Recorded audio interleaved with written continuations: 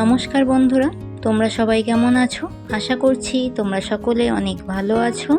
নতুন আরেকটি রেসিপি তোমাদের সঙ্গে আজকে শেয়ার করে দেখাবো। আজকে রান্না করে দেখাবো আলু দিয়ে সামুদ্রিক কাঁকড়ার ঝাল। এখানে এই যে সমুদ্রের কাঁকড়াগুলোকে নিয়ে নিয়েছি, আর এই কাঁকড়া ছাড়ানোর কিংবা কাটার ভিডিও আমি আমার চ্যানেলে দিয়ে দিয়েছি, তোমরা দেখে নেবে। এবারে কাঁকড়াগুলোকে ভালো করে ছাড়িয়ে পরিষ্কার করে ধুয়ে লবণ হলুদ মেখে ভেজে নেব। তোমরা যারা নতুন বন্ধুরা আমার চ্যানেলে প্রথমবার আমার ভিডিওটি দেখছো, আমার চ্যানেলটিকে সাবস্ক্রাইব করে দিয়ে পাশে থাকা বেল আইকনটি অল করে রাখার অনুরোধ রইল, যাতে আমার নিত্য নতুন রেসিপিগুলো তোমরাই প্রথমে দেখতে পাও। কাঁকড়াগুলোতে লবণ হলুদ মাখিয়ে একটু সাইড করে রেখে দিয়ে তোমাদেরকে দেখিয়ে দিই কি কি উপকরণ এইখানে আমি নিয়েছি। এইখানে 3টে বড় সাইজের পেঁয়াজ স্লাইস করে কেটে নিয়েছি। এই কাঁকড়াগুলোকে আমি আলু দিয়ে রান্না করব, সেই জন্য আলুগুলোকে এই যে ছোট ছোট ডুমো ডুমো করে কেটে নিয়েছি। মশলাগুলো আমি মিক্সিতে করে নিচ্ছি। প্রথমে দিয়ে দিলাম গোটা জিরে, তারপরে দিলাম গোলমরিচ, খোসা ছাড়িয়ে নেওয়া রসুনের কোয়া। এখানে আমি কাঁচা লঙ্কা আর শুকনো লঙ্কা দুটোই পরিমাণ মতো দিয়ে দিয়েছি। তোমরা যেরকম ঝাল খেতে পছন্দ করো লঙ্কাটা সেইভাবেই ব্যবহার করবে। আর দিয়েছি আদা। এখানে একটা ছোট সাইজের টমেটো কুচি নিয়েছি, টমেটোটাকেও মিক্সিতে পেস্ট করে নেব। এইখানে আমার মশলাগুলো করে নেওয়া হয়ে গেছে। এবারে আলুগুলো ভেজে নেওয়ার জন্য আলুগুলোতে লবণ হলুদ মেখে নেব।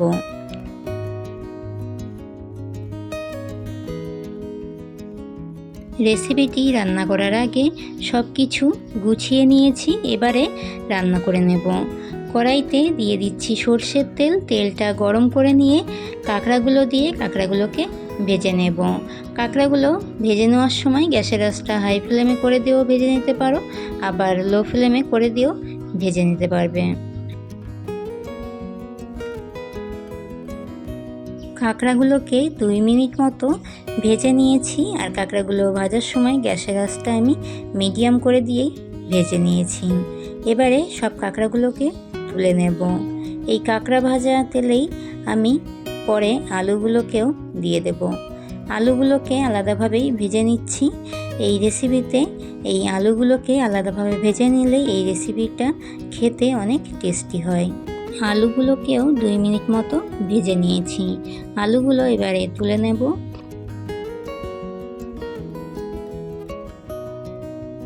আলুটা ভাজার পরেও তেলটা অনেকটাই রয়ে গেছে। আমি এইখানে আর এক্সট্রা তেল দেব না। এই তেলেই দিয়ে দিলাম গোটা জিরে ফোড়ন। এবারে দিয়ে দেব স্লাইস করে কেটে রাখা পেঁয়াজগুলোকে ভেজে নেব। পেঁয়াজগুলো হালকা ব্রাউন করেই ভেজে নেবে।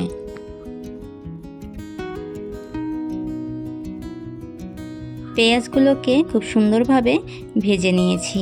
এবারে দিয়ে দেব আগে থেকে মিক্সিতে পেস্ট করে রাখা মশলা আর টমেটোটা।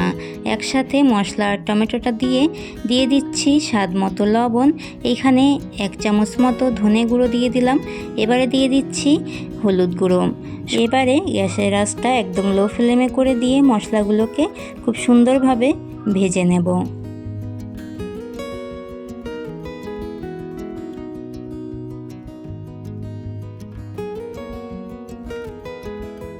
মশলাগুলো থেকে তেলটা ছেড়ে দিয়েছে, মশলাটা খুব সুন্দরভাবেই ভাজা হয়েছে।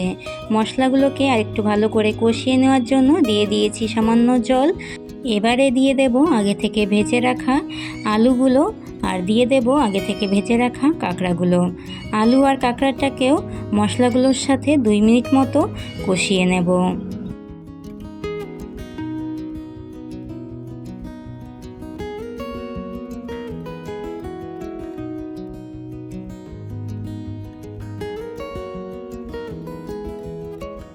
মশলাগুলোকে খুব সুন্দরভাবে ভেজে নিয়ে আলু আর কাঁকড়াগুলোর সাথে খুব সুন্দরভাবে কষিয়ে নিয়েছি।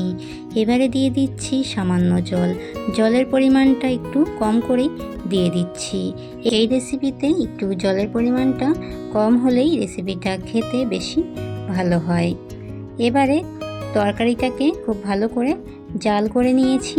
এইখানে আমি 3 মিনিটের জন্য ঢাকা দিয়ে দিয়েছিলাম। গ্যাসের আঁচটা একদম লো ফ্লেমে করে দিয়েই ঢাকা দিয়ে দিয়েছিলাম।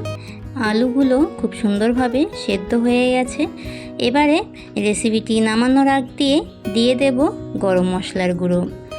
গরম মশলার গুঁড়োটা দিয়ে হালকা নাড়াচাড়া করেই এই রেসিপিটি নামিয়ে নিলেই কাঁকড়া আলুর ঝাল রেসিপিটি হয়ে যায়।